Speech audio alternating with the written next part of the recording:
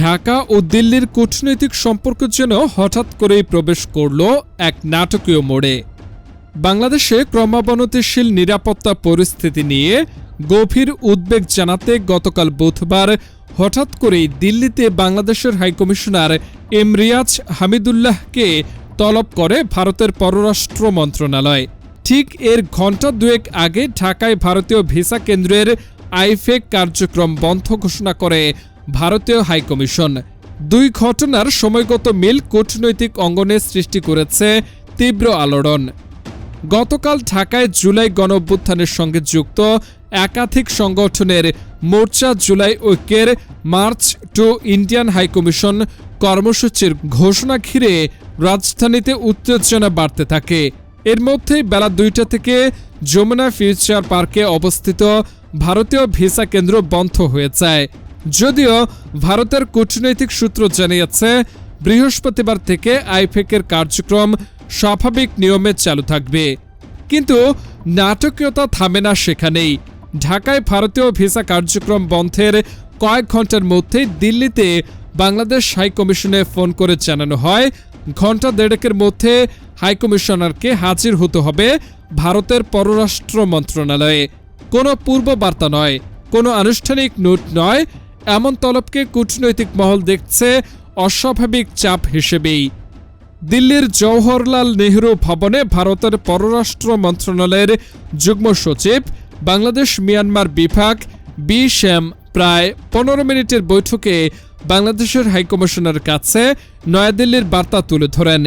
বৈঠক শেষে ভারতের পক্ষ থেকে দেওয়া বিবৃতিতে বলা হয়, বাংলাদেশে ক্রমাবনতিশীল নিরাপত্তা পরিস্থিতি এবং কিছু চরমপন্থী গোষ্ঠীর ঘোষিত কর্মসূচি নিয়ে গভীর উদ্বেগ রয়েছে ভারতের। বিশেষ করে ঢাকায় অবস্থিত ভারতীয় হাইকমিশন ও অন্যান্য মিশনের নিরাপত্তা নিশ্চিত করার বিষয়ে বাংলাদেশ সরকারের প্রতি প্রত্যাশার কথাও স্পষ্ট করে জানানো হয়। ঢাকার কূটনৈতিক সূত্র জানায়, বাংলাদেশের হাইকমিশনার বৈঠকে দ্ব্যর্থহীন ভাষায় বলেন, একটি দায়িত্বশীল রাষ্ট্র হিসেবে বাংলাদেশ ভারতীয় মিশন ও কূটনৈতিকদের নিরাপত্তা শতভাগ নিশ্চিত করেছে এবং ভবিষ্যতেও তা অব্যাহত থাকবে। এ বিষয়ে কোনো আপোষের প্রশ্ন নেই বলেও তিনি স্পষ্ট করেন। কূটনৈতিক বিশ্লেষকরা বলছেন, মাত্র 2 দিনের ব্যবধানে দুই দেশের হাইকমিশনার তলবের ঘটনা বাংলাদেশ ভারত সম্পর্কে নতুন এক উত্তেজনাপূর্ণ অধ্যায়ের ইঙ্গিত দিচ্ছে। বিশেষ করে ত্রয়োদশ জাতীয় সংসদ নির্বাচনের তফসিল ঘোষণার পর এই সম্পর্ক আরও সংবেদনশীল হয়ে উঠেছে। এই প্রেক্ষাপটে পররাষ্ট্র উপদেষ্টা মোহাম্মদ তৌহিদ হোসেনের কণ্ঠেও শোনা গেছে কঠোর সুর। তিনি স্পষ্ট ভাষায় বলেছেন, বাংলাদেশের নির্বাচন কেমন হবে সে বিষয়ে কোনো প্রতিবেশীর নসিহত গ্রহণযোগ্য নয়।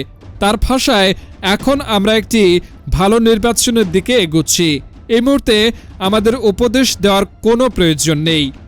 বিশ্লেষকেরা মনে করছেন, নিরাপত্তা উদ্বেগ, নির্বাচন, পালিয়ে থাকা সাবেক প্রধানমন্ত্রীর রাজনৈতিক বক্তব্য সব মিলিয়ে ঢাকা ও দিল্লির সম্পর্কে জমে থাকা অস্বস্তি এখন প্রকাশ্য রূপ নিচ্ছে।